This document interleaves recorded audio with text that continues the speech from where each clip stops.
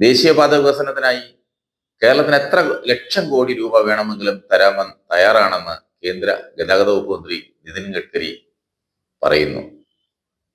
എന്നാൽ ഒരു കണ്ടീഷൻ, കേരള സർക്കാർ അത് അംഗീകരിക്കണം.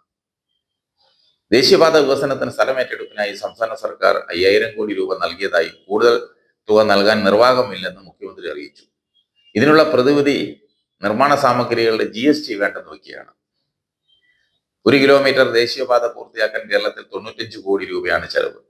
46 കോടിയാണ് നിർമ്മാണ ചെലവ്. എന്നാൽ 46 മുതൽ 50 കോടി വരെയാണ് 1 കിലോമീറ്റർ ഭാഗത്ത് സ്ഥലമേറ്റെടുപ്പിന് മാത്രം കേരളത്തിൽ ചെലവ്.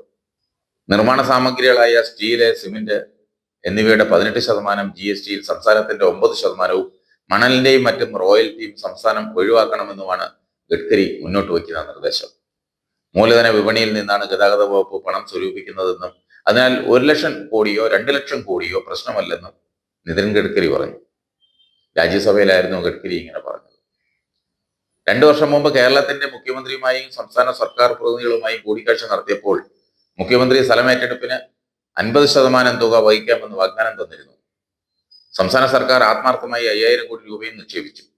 ഇപ്പോഴത്തെ പ്രശ്നം എറണാകുളം കുണ്ടന്നൂർ ബൈപ്പാസ് പദ്ധതിക്ക് സ്ഥലമേറ്റെടുപ്പ് തുക 3600 കോടിയാണെന്നതാണ്.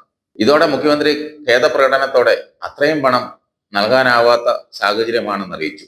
എല്ലാ വിഷയങ്ങളും പരിഗണിച്ചാണ് സ്ഥലത്തിന് പണം നൽകേണ്ടതെന്നും ദേശീയപാതയുടെ നിർമ്മാണത്തിന് ആവശ്യമായ സ്റ്റീലിന്റെയും സിമന്റിന്റെയും GST സംസ്ഥാന സർക്കാരിന്റെ ഓഹരിയായി കാണിക്കാമെന്നും അറിയിച്ചു. എന്നാൽ കേരളത്തിന്റെ കടമെടുപ്പ് പരിധിയിൽ നിന്ന് സ്ഥലമേറ്റെടുപ്പിനുള്ള വായ്പാ തുക ഒഴിവാക്കുമെന്ന് ഉറപ്പു നൽകിയാൽ കേരളം സ്ഥലമേറ്റെടുപ്പിന് പണം നൽകാൻ തയ്യാറാണെന്നും ഈ വിഷയം സംസ്ഥാന സർക്കാരിന് മുന്നിൽ വെച്ച് മന്ത്രിയോട് പൂർണ്ണമായി സഹകരിക്കുമെന്നും CPM സഭാ ഉപനേതാവ് ജോൺ ബ്രിട്ടസ് പറഞ്ഞു. GST ഒഴിവാക്കുന്നത് നഷ്ടമാണെന്നും എന്നാൽ കടമെടുപ്പ് പരിധിയിൽ ഈ തുക ഉൾപ്പെടുത്താതിരുന്നാൽ വായ്പ സ്വീകരിച്ച് പണം നൽകാൻ പ്രയാസമില്ലെന്നും സർക്കാരും അറിയിച്ചു.